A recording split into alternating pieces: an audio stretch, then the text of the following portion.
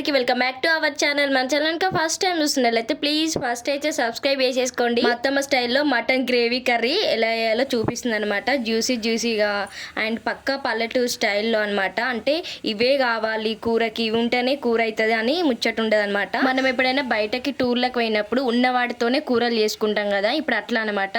అత్తమ్మ అయితే మా ఇంటి వెనకాల ప్రశాంతంగా చెట్ల మధ్యలో కూర్చొని మంచిగా మటన్ కూర అయితే వండుతుంది. ఇలా చేసుకుంటే కూర కూడా మస్తు టేస్టీ ఉంటుంది. ఇంకా కొంచెం కూర వేసుకున్న అన్నంలోకి మస్తు కలుస్తుంది అనమాట. అత్తమ్మ ఇంకా కూరని కుక్కర్లో వేస్తుంది అనమాట. కుక్కర్ మంచిగా హీట్ ఎక్కిన తర్వాత ఒక 2 పావుల నూనె పోసుకోవాలి. ఆయిల్ మంచిగా హీట్ ఎక్కిన తర్వాత ఒక 2 ఉల్లిగడ్డలు సన్నగా కట్ చేసుకునే వేసుకోవాలి.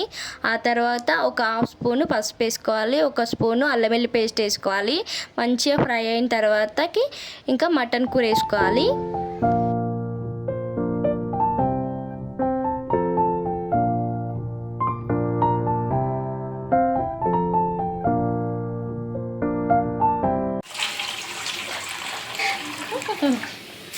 ఫ్రెష్గా నల్ల కూర కాసేపట్ల ఫ్రై చేసుకున్న తర్వాతకి ఇట్లా లోతుగా ఉండే ఒక గిన్నె తీసుకోవాలి. అందులో కొన్ని వాటర్ పోసుకొని కాసేపట్ల ఆవిరితో ఉడికించుకోవాలన్నమాట. ఫస్టే ప్రెషర్ పెట్టొద్దు. ఉప్పు కారం కొన్ని వాటర్ యాడ్ చేసుకున్న తర్వాత అప్పుడు మూత పెట్టుకొని ఒక 3-4 విజిల్స్ ఉడికించుకోవాలి.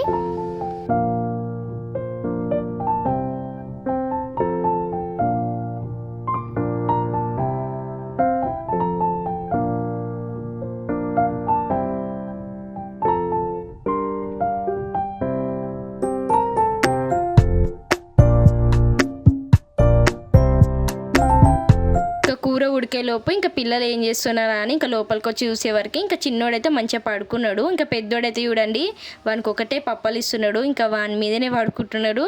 వాడిని లేపేదానికి వానికి మనసుకు పట్టదనమాట. ఇంకా ఫైనల్లీ కూర అయితే ఉడికిపోయింది. అత్తమ్మ అయితే కొత్తిమీర ఇంకా మసాలా వేస్తుంది అనమాట. గరం మసాలా కూడా ఇంట్లోనే ప్రిపేర్ చేస్తుంది అత్తమ్మ.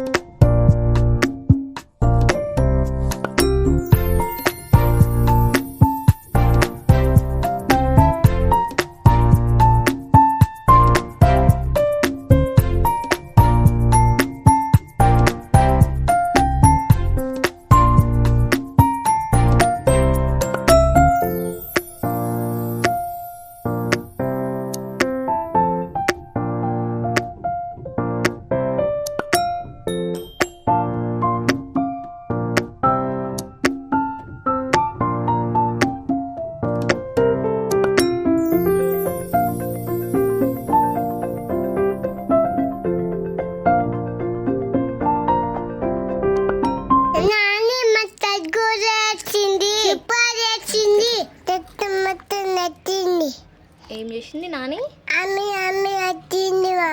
యమ్మీ చేసిందా? మంచిగా కూర అయిన తర్వాత ఇట్లా అందరం కూర్చొని తింటున్నాం అనమాట. ఇంకా పిల్లలు కూడా చూసినారు కదా, మా నాని యమ్మీ చేసిందంట కర్రీ. సూపర్గా వచ్చింది కర్రీ అయితే. వీడియో తప్పకుండా సబ్స్క్రైబ్ చేసుకొని లైక్ చేయండి, షేర్ చేయండి, కామెంట్ చేయండి.